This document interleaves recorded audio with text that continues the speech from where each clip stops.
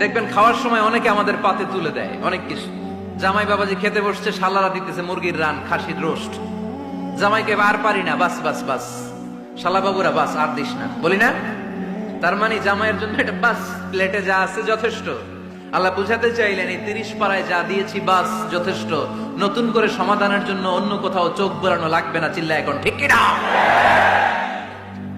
সমাধান দিয়েছে আল্লাহ এই কোরআনে, সমাধান আর শামিল, অল এনকম্পাসিং সোশ্যাল সিস্টেম সব দিয়েছে, কিছু বাকি রাখে নাই।